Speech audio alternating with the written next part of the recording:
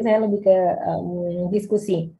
Oke, jadi ini learning objektifnya ya. Basically kita mengulang gitu ya, review.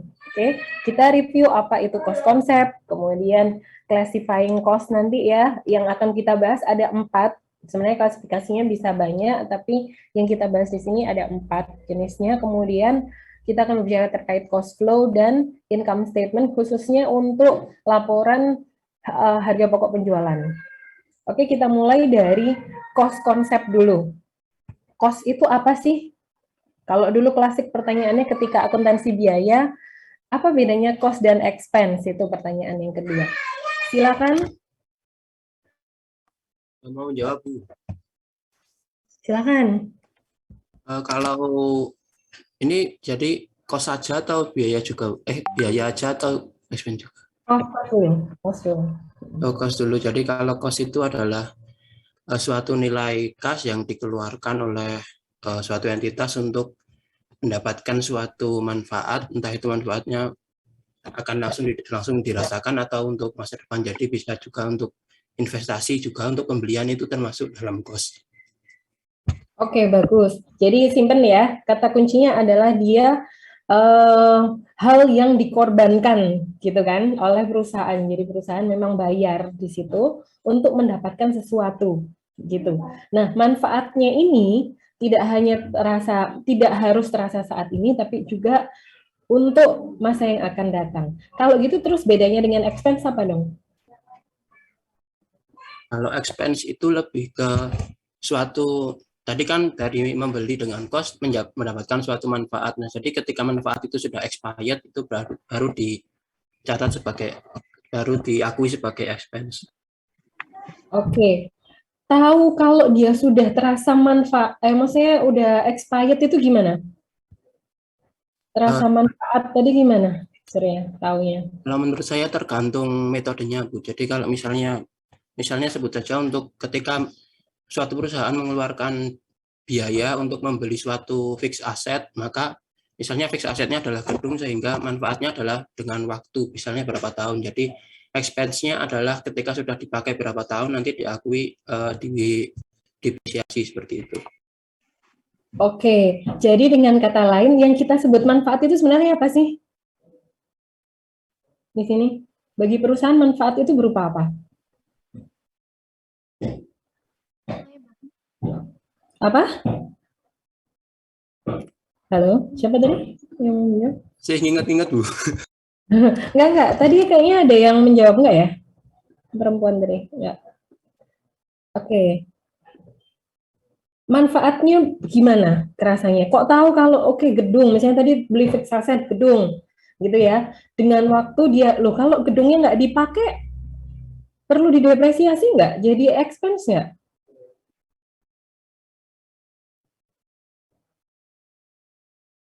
Coba saya tanya, kalau misalnya saya beli mobil ini benar-benar brand new, saya belum memakai, sudah saya depresiasi nggak?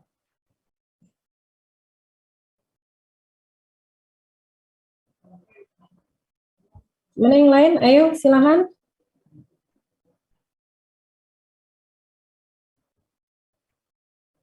Sudah didepresiasi belum? Pertanyaannya sudah atau belum? Gitu aja. Tapi nanti masih ditanya kenapa gitu ya. Ayo, silahkan. Mbak Yani. Ya. Mbak Yani.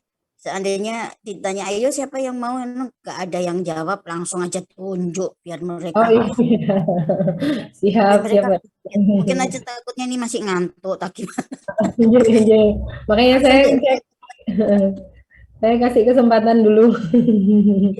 Mungkin berpikir, kalau enggak, ini sudah saya lihat nama-namanya kok, sudah mulai saya pilih. Oke, silahkan Ahmad Baihaqi ada?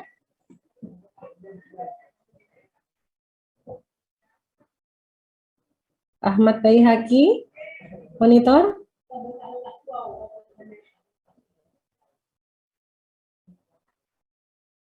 Halo, Ahmad. Waduh, ini saya ditinggal ini ya. Vira, ada Vira? Ada, Bu. Oke. Oh, Vira dua ya, dua device ya.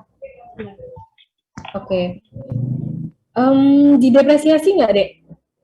Kalau beli tapi belum dipakai sama sekali. Kalau nggak salah didepresiasi, Bu. Tetap. Ya. Kenapa kok? Kalau antara dua sih, Bu. Masih bimbang. Karena kalau belum didepresiasi, kalau tidak didepresiasi itu, tapi menurut saya didepresiasi sih, Bu. Kenapa? Karena gini, harus tahu dulu ya, kita mendepresiasi itu untuk apa sih sebenarnya?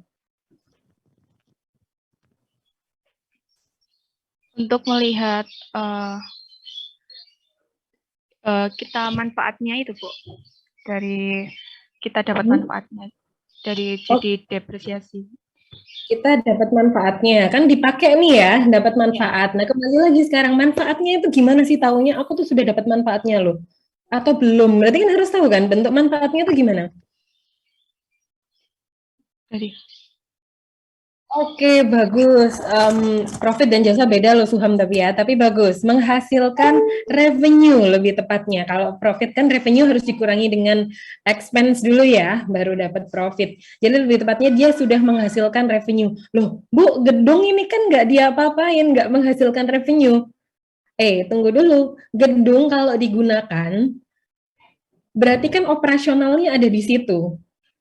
Secara tidak langsung kan dia mensupport untuk revenue generating, paham maksudnya ya? Jadi ketika dia sudah digunakan ya dia sebenarnya sudah berkontribusi dalam menghasilkan revenue. Karena itu ingat masuk ke matching konsep di dalam laba rugi. Kita menandingkan antara revenue yang terjadi di satu periode dengan cost di periode tersebut, cost yang sudah expired ya, jelas ya, expense kan, di periode tersebut.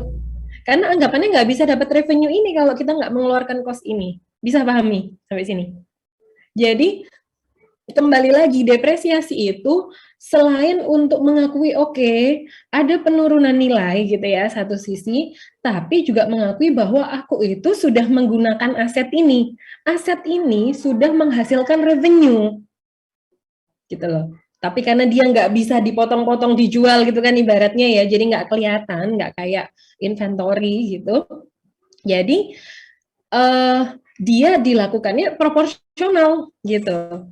Tergantung metodenya. Kalau straight line ya udah proporsional per tahun sekian. Jadi tetap. Tapi itu salah satu caranya. Mudeng ya. Jadi manfaat di sini sebenarnya kalau kita masukkan ke dalam konteks ini, salah satunya adalah intinya itu di revenue. Gitu. Jadi kalau menjawab tadi, kalau dia belum digunakan, berarti sudah generating revenue nggak? Udah mensupport perusahaan untuk menghasilkan revenue nggak? Belum, Bu. belum, Bu. Belum, ya belum pada akhirnya. Gitu. Mudeng ya? Bisa dipahami ya sampai di sini ya? Jadi di situ. Itu bedanya. Nah, secara konsep tadi sudah benar, Surya. Jadi expense itu merupakan cost yang expired. Artinya adalah dia sudah dirasakan manfaatnya, sudah menghasilkan revenue. Karena itu harus dimasukkan ke dalam laba rugi, ditandingkan dengan revenue-nya di dalam laba rugi. Oke, jelas sampai di sini? Ada pertanyaan? Di situ ya, itu konsepnya dulu. Kemudian, kalau revenue per unit kita sebut dengan sales. Price. Karena kan P kali Q ya. Kalau revenue itu sales, sama dengan sales, kan P kali Q. Nah, kemudian cost ini itu kayak di-assign gitu yang kita sebut dengan cost object. Jadi kita harus cari, ibaratnya kan saya mau ngitung biaya, itu based on apa sih? Itu cost object. Gitu. Jadi any items di sini ya, such as produk, customer, department itu yang mana cost itu dihitung dan dibebankan di dalamnya. Gitu. Makanya ketika kalian dulu ya menghitung overhead, itu kan ada tarif overhead tunggal, ada departemental, berarti kan kita menghitung cost-nya per departemen, kayak gitu.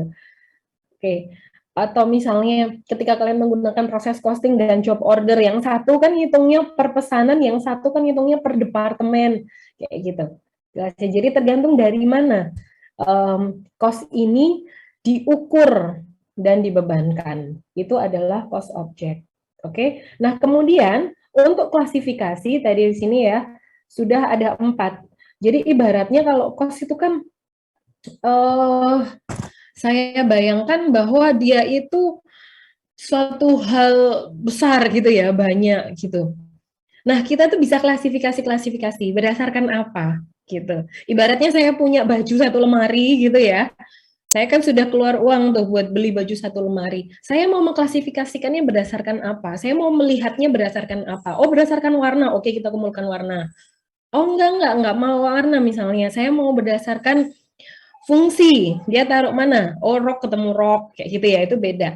Nah, di sini juga jadi kita bisa mengklasifikasikan cost ini di 4 hal, yaitu berdasarkan fungsi, traceability-nya, production, dan behavior. Berdasarkan function-nya, dia ada 2 macam, product cost dan period cost. Gitu. Dari sini gampang, kalau product cost, oh berarti dia adalah semua cost gitu ya, baik dia langsung maupun tidak langsung, yang terjadi ketika yang muncul gitu ya, yang muncul ketika suatu produk ini dibuat. Jadi semua yang related masuknya dianggap sebagai product cost. Gitu. Bisa dipahami ya sampai sini ya? Itu atau biaya produksi. Dia yang berkaitan dengan produksi barang atau jasa. Lo banyak dong Bung. Ya iya ya ibaratnya jadi gampangannya gitu ya. Sampai ada buku yang mengatakan gampangannya itu ya semua yang terjadi di pabrik itu ya product cost gitu. Karena dia kan related, direct and indirect. Seperti itu. Kemudian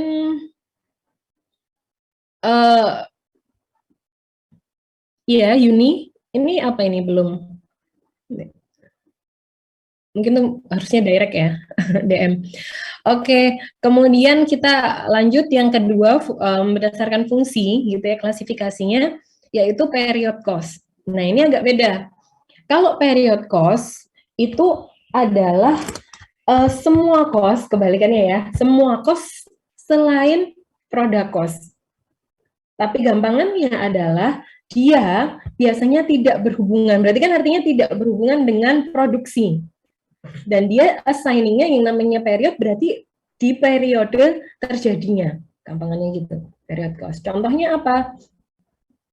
Ya yang nggak berhubungan gitu, misalnya gaji CEO gitu ya, atau biaya marketing gitu yang nggak berhubungan. Jadi kalau misalnya perusahaan itu punya pabrik dan office yang terpisah gitu ya, kantor operasional, kantor pemasaran let's say gitu sama pabrik, ya yang di pabrik ini masuk product cost, sedangkan yang di operasional marketingnya itu tadi dia akan masuk ke period cost. Sebelumnya mohon maaf ya karena saya masih recovering seminggu ini kena flu berat, jadi nanti kalau agak batuk-batuk mohon maaf ya.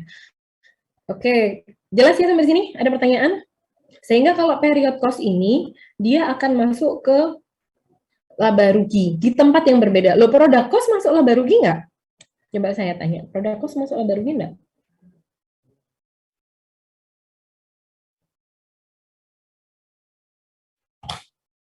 Halo? Sudah jadi COGS, Bu. Betul. Jadi bedanya di situ. Kalau period cost masuknya di sebelah mana, Surya? Di bawahnya, Bu. Jadi di bawahnya gross profit. Jadi mulai dari administration and sales expense, kemudian yang Ya, lain-lain. biasanya kategorinya apa? Kategorinya apa biasanya? SG. Oh ya, General and Administration Expense, bagus. Udah ya, udah ahli semua nih. Top-top nih. Jadi kan kita punya mulai dari sales, let's say sales gitu ya. Kemudian di sini kita akan kurangi COGS dulu. Nah, ini loh. Ini adalah product cost. Dan gitu. Ini dikurangi dapat apa? Sales dikurangi COGS dapat apa?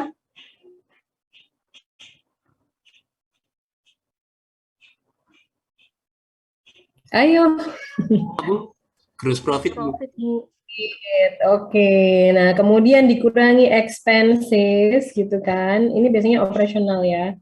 Expenses, operating expenses gitu atau G&A juga bisa, general administration. Baru kita dapat EBIT. Kalau di manajemen keuangan ya itu kita EBIT dipisah. Gitu baru setelah dikurangi interest taxes baru kita dapat net income kan gitu. Tapi bedanya di sini deh. Nah, ini adalah period. Operational expenses atau expenses di sini dicatat berdasarkan periode terjadinya. Kalau product cost, misalnya saya produksi bulan Januari, apakah dia akan pasti muncul di COGS bulan Januari? Pasti muncul nggak di bulan Januari? Paham maksud saya? Jadi saya produksi ini. Produksi 1.000 gitu ya. Dengan nilai totalnya ya, period product cost-nya itu 1.000 let's say. Biar banyak USD gitu aja ya, 1.000 USD. Ini apakah akan muncul di Januari kalau saya produksinya di Januari? Di laporan Januari maksudnya ya. Belum tentu, Bu. Kenapa? Karena bergantung sama sales-nya. Sales. Maksudnya COGS itu akan diakui saat terjadi penjualan. Betul. Oke, sip. Mantap-mantap nih. Jadi tahu ya. Belum tentu. Jadi dia bisa aja terbawa kalau nggak terjual-jual ya dia nggak akan masuk ke COGS gitu loh. Dia masih akan gendang menjadi saldo di dalam saldo. Paham ya saldonya COGM kan gitu atau saldonya finished goods. Bisa dipahami sampai di sini. Nah itu beda. Sedangkan kalau period cost dia harus dicatat di periode terjadinya. Nggak boleh lebih. Makanya nanti ada jurnal penyesuaian dan sebagainya itu period cost. Jelas ya sampai di sini? Ada pertanyaan? Terus isi PC pokoknya ya, gampang kok. Di situ. Jadi di sini ya, cost itu kita bisa bagi kan. Ada produk, oke, mohon maaf ini agak nge-lag nih kayaknya. Ada cost ya dibagi ya, tadi ada produk, ada period gitu. Di produk, dia akan masuknya ke inventory nanti. Jadi nyimpen dulu di situ. Dia tidak akan masuk ke laba rugi selama dia belum terjual. Namanya aja cost of goods sold, harga pokok penjualan, biaya produksinya barang yang terjual kan gitu. Kalau nggak terjual ya nggak jadi COGS kayak gitu. Nah, sedangkan kalau period gitu ya dia dikapitalisasikan ke dalam aset sampai terus dia kapitalisasi aset ini berarti maksudnya masuk ke fixed asset gitu ya sampai dia digunakan udah generate revenue yang kayak tadi digunakan untuk menghasilkan revenue maka dia akan masuk sebagai depreciation expense atau yang lain ya wis periodic gitu period expense. Jelas ya?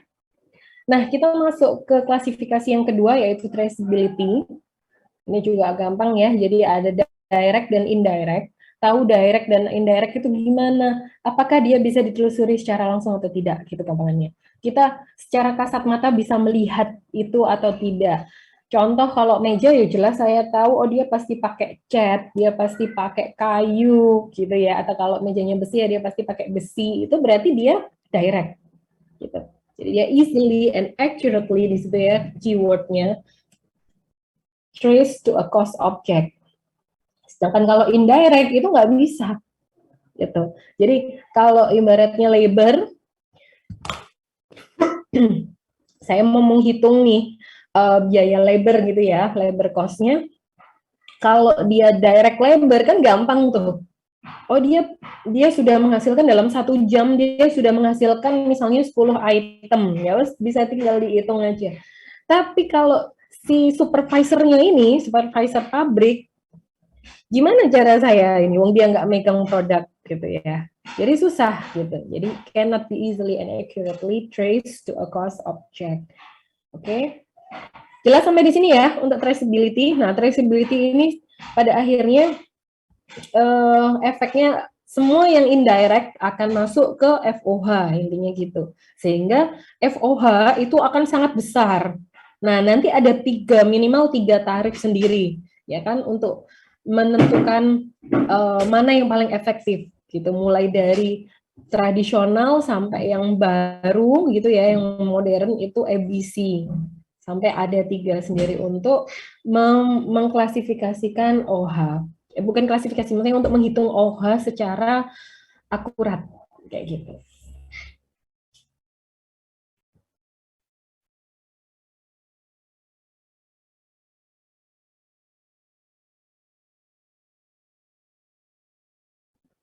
Oke, mohon maaf ya, iklan sedikit. Oke, kemudian klasifikasi yang ketiga yaitu production cost. Nah, tadi kan kita sudah ya, product cost tadi, production cost itu bisa dibagi gitu. Dibagi menjadi 3. Jadi ada direct materials, ini kalau saya suka tulis tuh kayak gini. Untuk memahami ya, lebih mudah memahami, kita punya nih. Oh, sorry. Kita punya materials, labor, dan OH. Nah, ini semua akan masuk ke proses produksi. Nanti ini ngomongin cost flow ya, saya akan kembali ke sini, tapi basically ada 3. Yang tidak langsung, kan masuknya ke OH, gitu. Yang langsung dia masuknya ke sini, gitu. Nah, di sini nanti tergantung, dia biasanya akan applied, OH applied, gitu. Jelas ya sampai di sini ya? Nah, udah tahu ya, bedanya ini saya nggak jelasin lagi, jadi direct materials itu apa, direct labor, dan manufacturing overhead itu apa, udah jelas ya, udah tahu. Intinya pokoknya kalau kita bisa lihat, kita tahu dia pakai ini, gitu, itu udah masuk direct materials. Labor itu biasanya yang berkaitan langsung, yang pegang langsung produknya, itu kita kategorikan sebagai direct labor. Selain 2 itu, semuanya masuk ke OH, gitu, overhead. Ya, ada pertanyaan sampai di sini? Ya. Kemudian, nah sekarang kita masuk ke flow cost, gitu ya, flow of cost example. Jadi, sebagaimana tadi sudah saya gambarkan di sini ya, bentar. Sebelum kita masuk.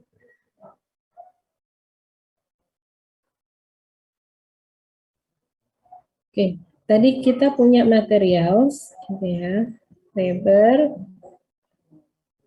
OH. Nah, ini kan masuk ya, Dek ya, menjadi WIP. Saya tanya, jurnalnya gimana? Waktu terjadinya materials, keterjadiannya. Ini lebih ke accounting treatment-nya ya. Ketika ada materials, jurnalnya gimana? Beli materials. Ada yang bisa bantu?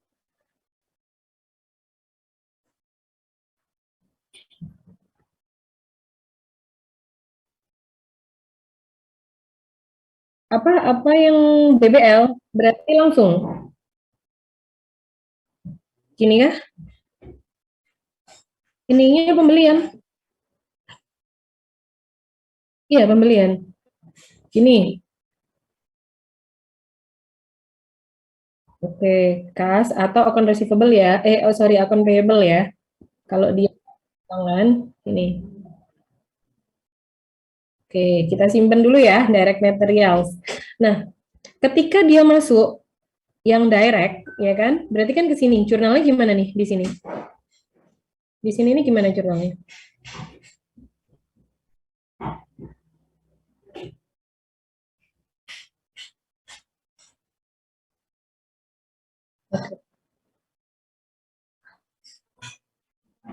Terus yang tidak langsung kan masuknya ke OH. Jurnalnya gimana?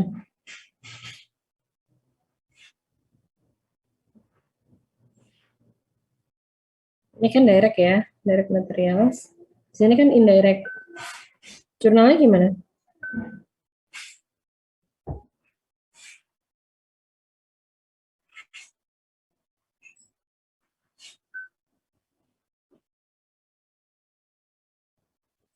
Berarti kira-kira OH-nya di kredit apa di debit? Materialsnya di debit apa di kredit? Kan gitu aja. Yang pertama yang mana?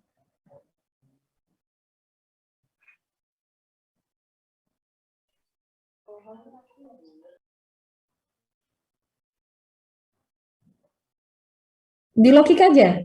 Oh, hanya di Mungkin debit, Bu. hanya dikredit dulu baru dibalik, Bu. Oh, hanya dikredit dulu. Oh, kalau dia actual bertambah di debit apa di kredit? Di debit, Bu. Debit. Nggak usah khawatir, berarti kan FOH gini toh. Pada apa Pada kreditnya? direct materials. Direct materials. Oke. Sekarang gini, ketika kalian beli, ini kan semua jurnal itu kan harus masuk ke buku besar ya nanti ya. Ya kan? Ketika kalian beli materials, apakah langsung diklasifikasi ini direct atau indirect? Paham maksud saya nggak? Buku besarnya itu buku besar materials, bahan baku, atau buku besar bahan baku langsung dan bahan baku tidak langsung. Yang mana?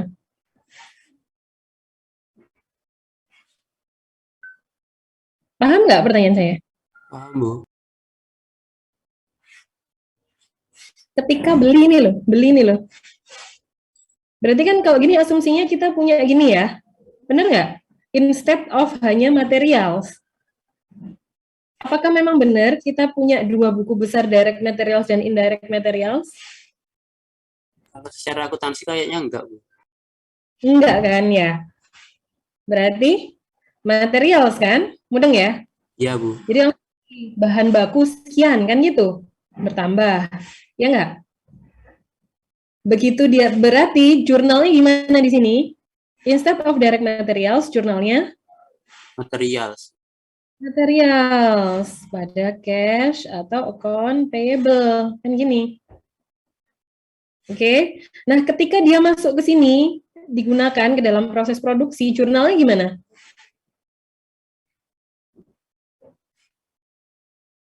WIP pada WIP pada apa? Ada material. Ada materials juga. Jadi bukan kalian tidak langsung menggunakan ini, Dek. Tapi ketika kalian menjurnal WIP pada materials, kita tahu bahwa oke, dia adalah direct materials. Mudeng ya? Tapi secara accounting tetap materials. Kenapa? Karena kan nanti hubungannya ke sini, ke buku besar. Mudeng ya? Bisa dipahami? Di buku besar nanti efeknya. Gimana Syam?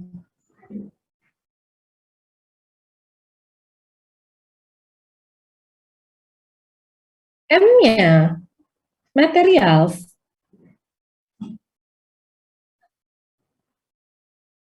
Enggak, nanti jadi kalian akan punya buku besar pembantu.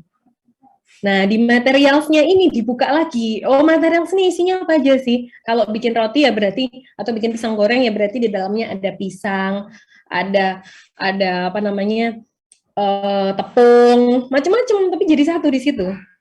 Mudeng. Tapi di buku besar pembantu.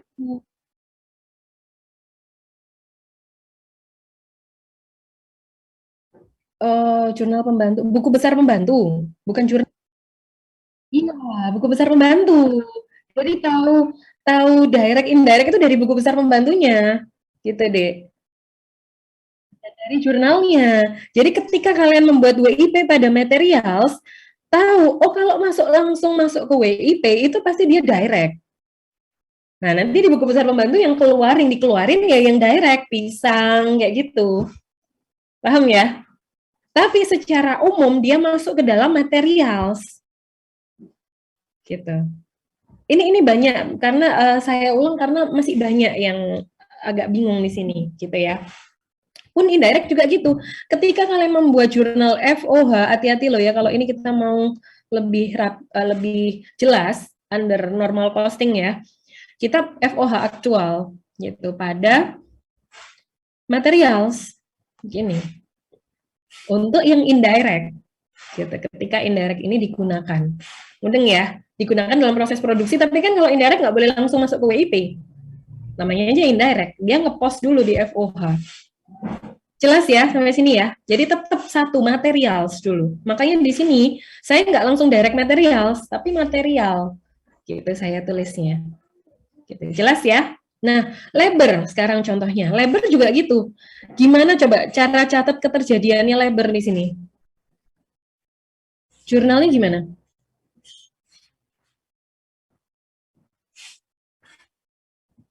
Jurnal ini, keterjadiannya labor.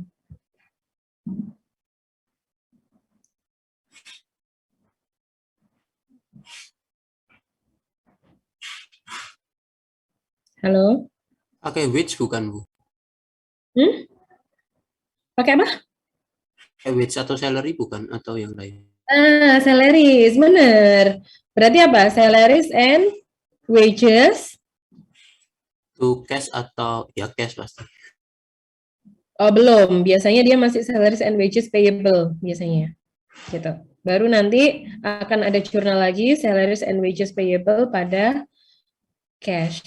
Ini payable ya. Maaf ya saya tulis itu. Ini payable. Nah, masuk. Nah, ini masuk buku besar salaries and wages. Nanti dia akan dibagi salaries and wages itu kan banyak banget sampai gaji CEO juga masuk di situ. Makanya namanya salaries and wages, gaji dan upah. Sama, ketika dia masuk ke sini, dia kan jurnalnya gimana berarti? WIP pada masa labor. WIP pada apa? Salary and wages. Salaries and wages. Gitu loh. Di sini juga dia FOH pada salaries and wages. Nah, di sini kelihatan. Nanti, oke, salaries and wages muncul ya. Dia akan keluar. Keluar ini satu ke WIP. Terus dia keluar lagi satu ke FOH. Keluar lagi satu kemana kira-kira? Gajinya CEO tadi masuk mana? Gaji CEO. Apakah masuk OH?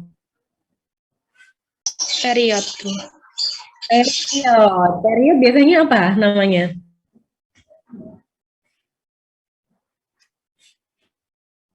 Akunnya. Apa? Akunnya akun apa? Salary bukan, Bu? Salary apa? Kalau period. Expense, Bu. Expense, mudeng ya. Nah, dia akan masuk ke sini. Gitu loh, Dek. Paham ya maksud saya ya?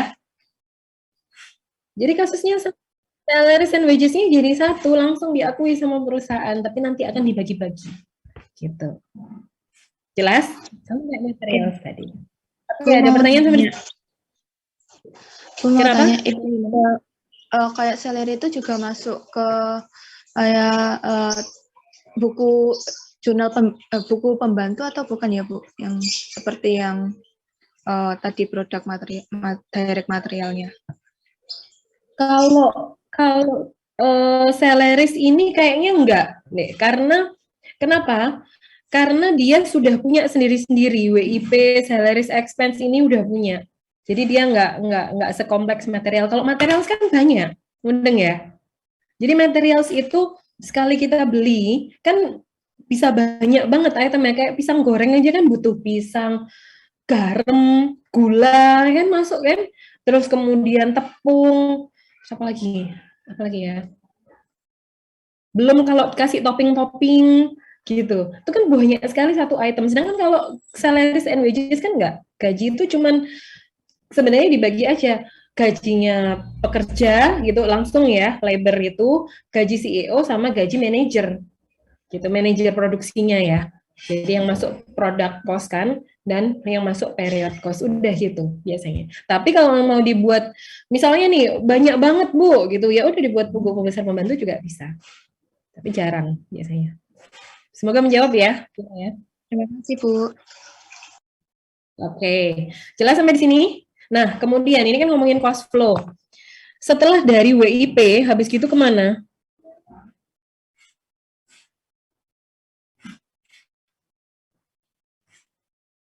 Ini loh. Oke, udah masuk ke sini ya. Terus, jadi apa? Finished goods. Setelah finished goods, dia akan menjadi, asumsinya dia sold, COGS, COGM itu ya yang ada di sini, di dalamnya. Nah, setelah dia sold, dia akan COGS. COGS ditambah persentase profit, dia akan menjadi sales. Kan jadi price kali Q yang terjual kan jadi sales, dan seterusnya. Mudeng ya? Jadi ini semua serangkaian ini itulah product cost. Sedangkan nanti ketika kita udah punya gross profit, kemudian di sini ada expenses, ini adalah period cost. Keluarnya beda. Gitu. Nah, tapi ini dianggap too rough gitu, terlalu kasar untuk bisa dianalisis, untuk bisa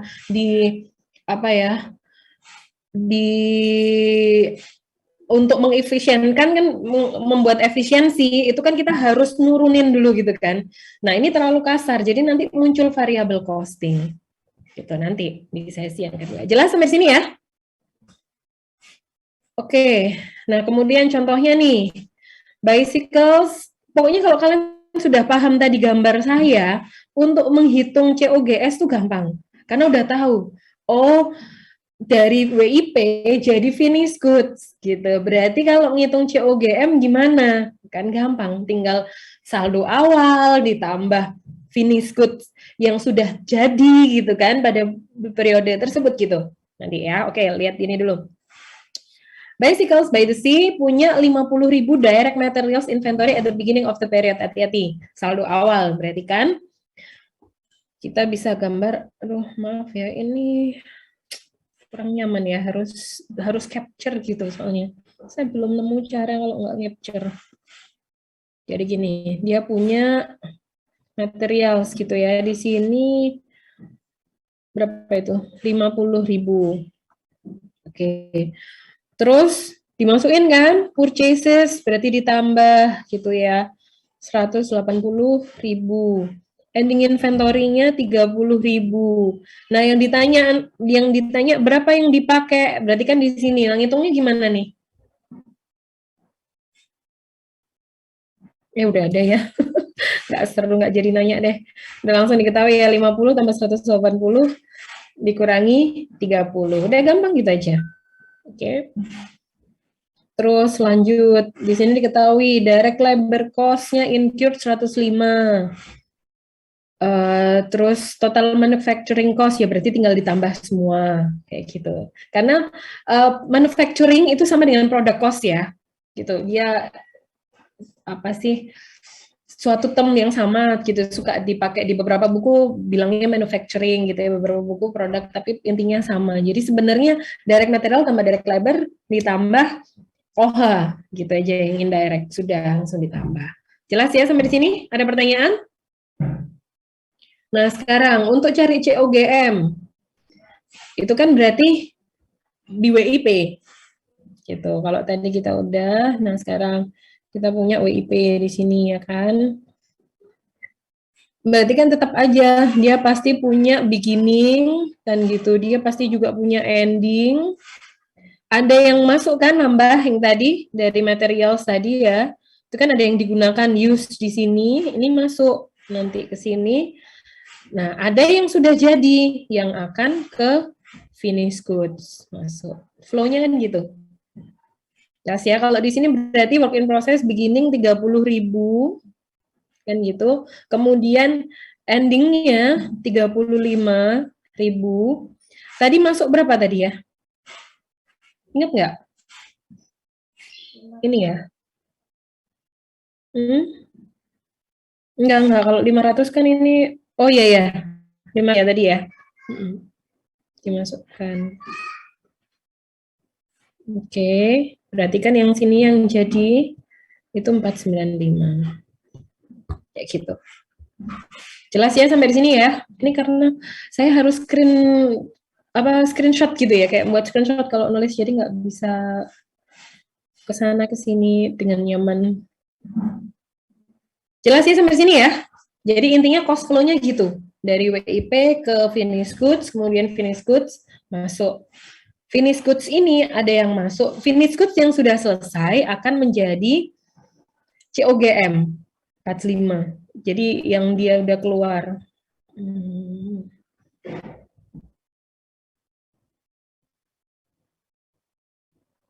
Oke, ini finished goods. Yang sudah Jadi gitu ya, pada saat itu namanya cost of goods manufacture gitu. Tapi yang dia sudah keluar ini sold gitu, keluar artinya ya. Itu kalau di sini berarti 495 COGS itu 490 ya. Itu masuk ke COGS. Gitu. Jelas sampai di sini? Ada pertanyaan? Jadi perlu digambarkan alurnya nggak? Bentar.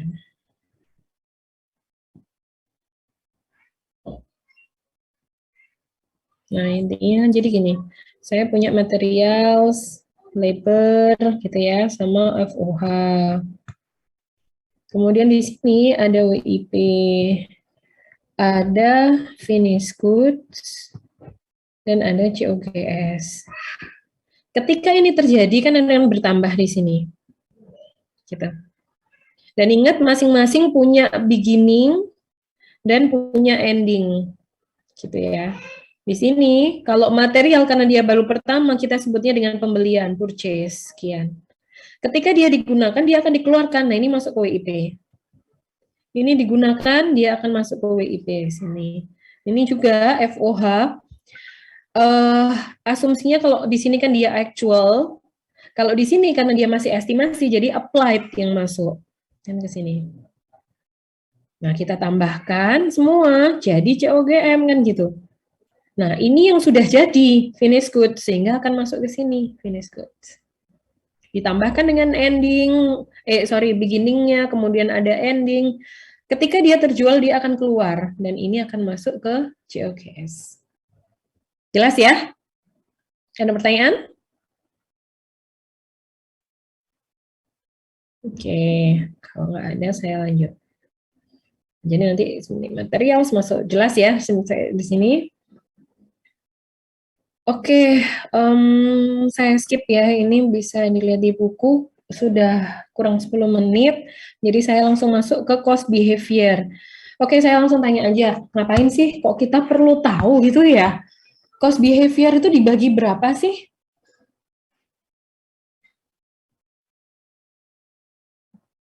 Yang kalian tahu, cost behavior itu dibagi berapa?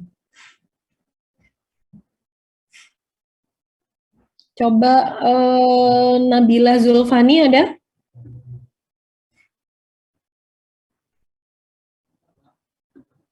Iya, Bu, ada. Dibagi berapa, Dek? Yang kamu tahu cost behavior? Ada berapa jenisnya? Gitu.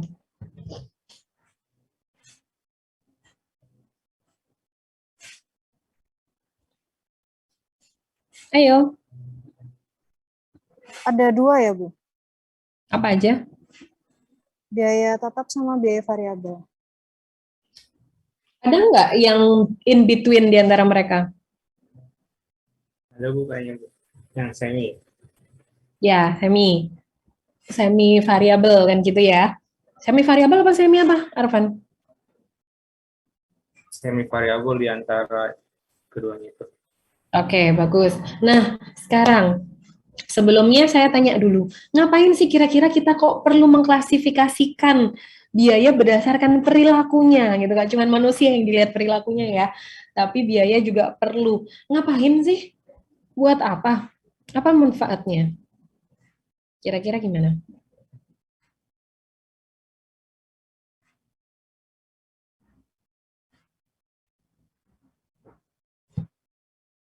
Ya, kira-kira gimana?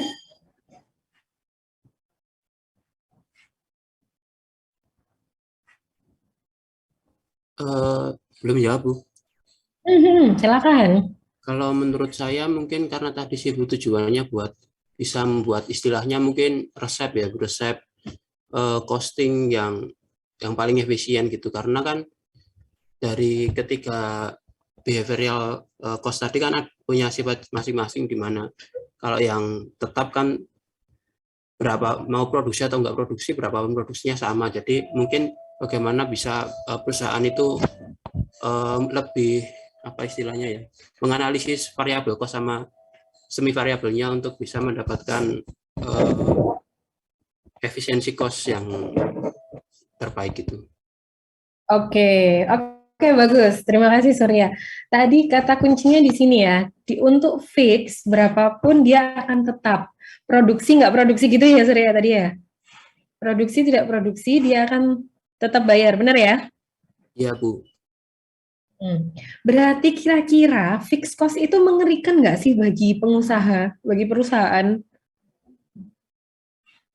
Bayangkan kalian punya usaha nih. Iya, Bu. Otomatis. Gimana, Arfan? Arfan punya usaha nggak nih? Pernah nggak nyoba jualan? Nggak pernah, Bu. Saya pernahnya jasa. Pendagang. Oke.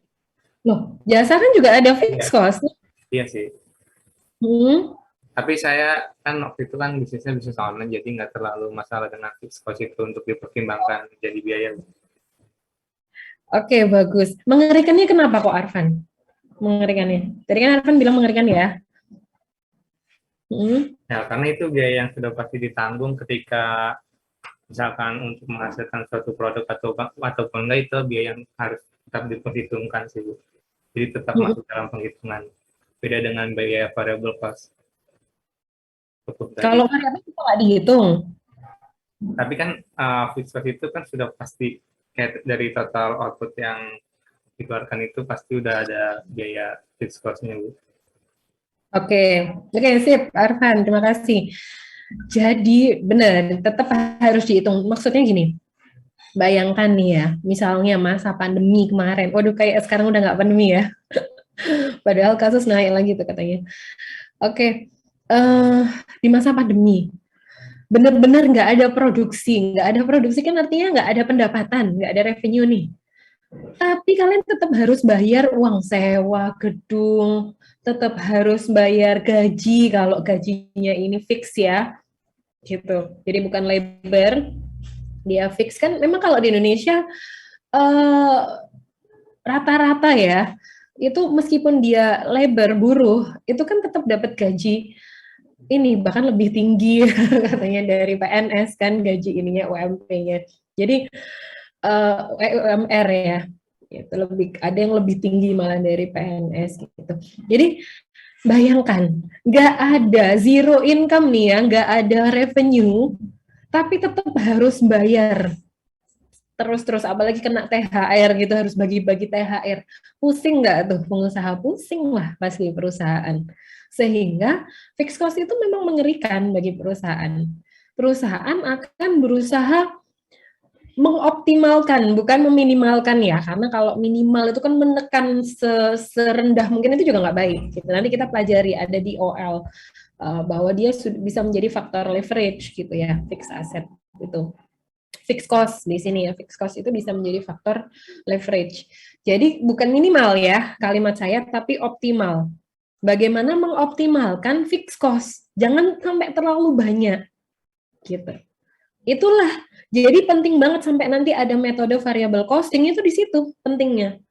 Untuk tahu, untuk benar-benar pengusaha itu harus memahami mana yang variabel dan mana yang fix. Jadi saya ada cerita, ini mungkin yang sudah ikut kelas saya mungkin ingat ya, Allah diulang-ulang gitu, tapi ini benar-benar membekas soalnya. Dan mungkin banyak juga sih kejadian ya, kalau maksudnya related gitu, kalau misalnya kalian melihat sekitar.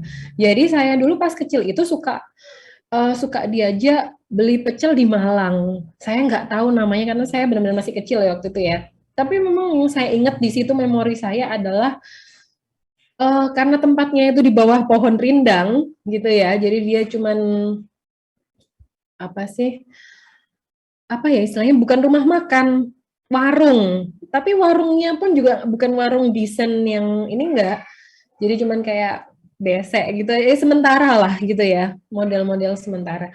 Tapi yang saya ingat di situ adalah sangat ramai, antri, dan saya juga merasa enak gitu ya. Ramai banget di Malang waktu itu. Kemudian setelah beberapa tahun, orang tua saya tidak lagi di situ, saya udah lama enggak.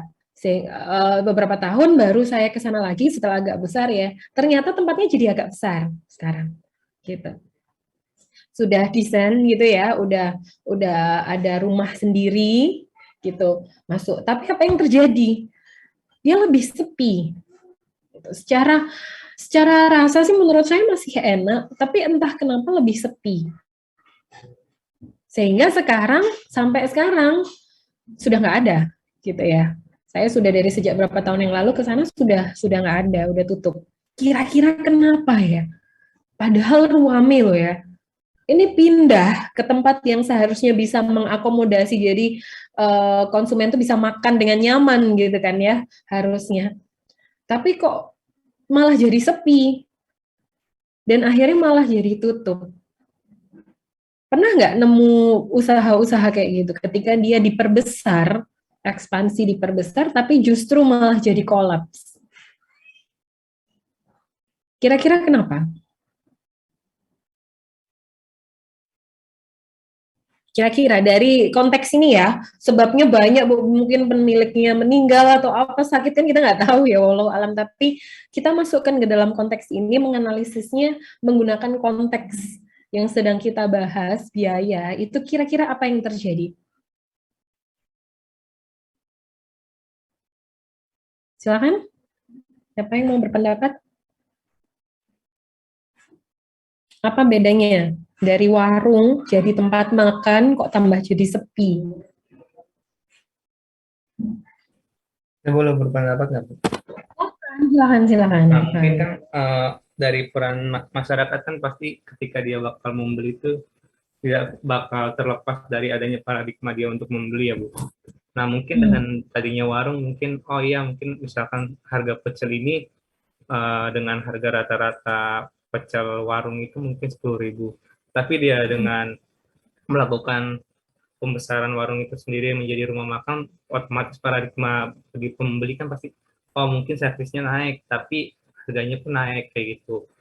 Tapi yang dibutuhkan dari dia kan rata-rata kan yang pertama harga, yang kedua takut kualitas makanannya menurun gitu sih Bu. Mungkin rata-rata dari pembeli pasti akan berpikir seperti itu, dari biaya ataupun dari kualitas dari makanan itu tetap beda. Ataupun memang dari banyaknya masyarakat sendiri pun memang lebih menyukai warung-warung dibandingkan restoran kayak gitu. Oke. Kalangannya. Kalau kita menganalisis dari segi warungnya, Arfan, kalau tadi kan Arfan menganalisisnya dari segi customer-nya ya, sebabnya dari customer kan, customer berpikirnya bagaimana, berasumsi bagaimana gitu kan ya.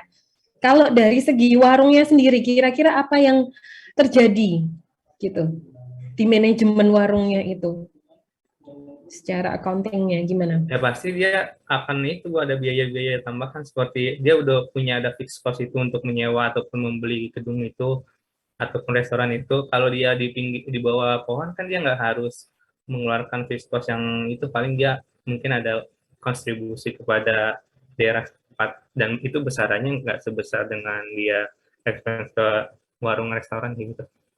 Betul, dan biasanya kalau udah ada di tempat makan, rumah gitu, biasanya akan apa? Dia hire apa?